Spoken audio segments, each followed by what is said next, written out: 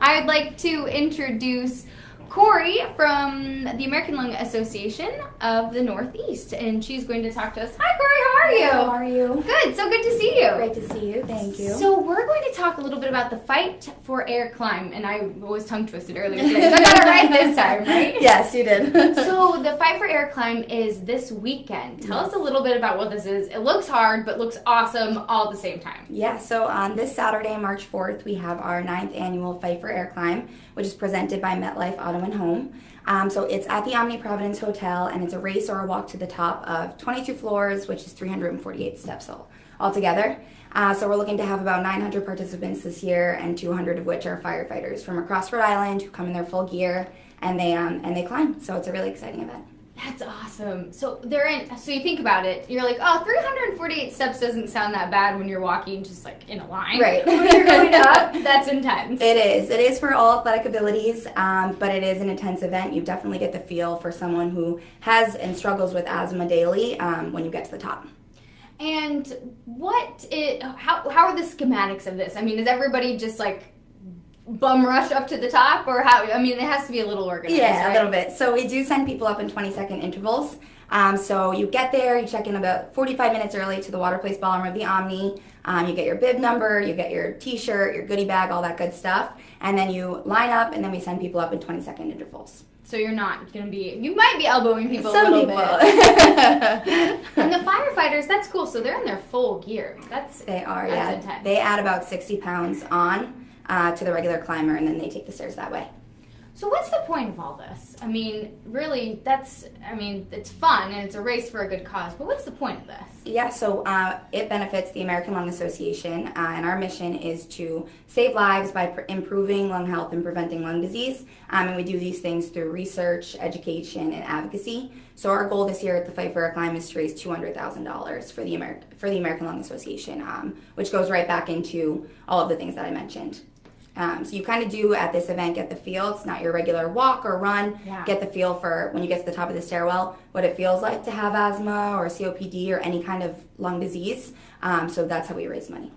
And you are going up. Yes. There's always a chance to catch your breath, but I mean, when you're really put in that situation, that's tough. Yeah, absolutely. That's really tough.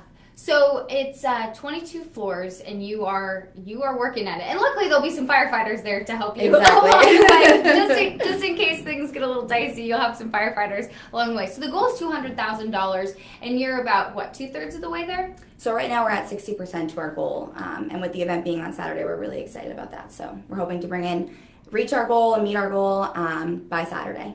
That's great. And how much does it cost for the event? So it's $35 to sign up online, and registration actually closes tonight, which you can do at fightforairclimb.org. And if you see this video today, you can save $5 by hitting Save 5. Save 5 during registration. But again, it closes tonight, and then same day registration will be $50. And then every single one of our participants does a $100 fundraising minimum to be able to climb. Oh, okay. So getting out there and raising funds as well. And I was checking out the website earlier. I mean, some people out there have raised like $2,000. Yeah. Carl Johnson, great job, $2,000. And then there's teams. Some people have raised like $6,500. That's amazing. We have some really outstanding fundraisers. We're lucky to have them all. That's fantastic. So, and let's go back to the mission of the American Lung Association and really why this is important. Yeah, absolutely. There are 33 million Americans today that are suffering with lung disease, all different kinds. So it's really important that we're doing our part at the American Lung Association to raise the funds, to spread awareness so that we can lower those numbers and just ultimately save lives. And we were talking a little bit before that there's been some local efforts really to help, reduce access to tobacco, because tobacco is really a problematic issue. Of course, yeah. Central Falls, actually right now in Rhode Island, they just passed an ordinance that's going to allow people in Central Falls to be 21 versus 18 for the purchasing of tobacco, which is really great for Rhode Island. It's definitely setting the trend in the right way, and they're doing their part, which is exciting for us. So they're doing a great job in Central Falls to kind of go out there and be active and change the laws, and we're hoping to see that across Rhode Island as well. And then you were also saying that there's kind of a trend with e-cigarettes as well, too. That's somewhat problematic. Absolutely, yeah. They do contain nicotine, and there's not a lot of information out there on e-cigarettes. We don't know any of the long-term effects of them. Right now they're being marketed as a smoking cessation product, but the American Lung Association doesn't, condone that or say that it's true. So we really don't have enough information on them to, promote them or say that they're good at all. So Yeah. as of now, we are against them, and we're trying to make them less marketable to children and teens who are turning from a regular cigarette to an e-cigarette because of their flavors and, their price point and all of that stuff.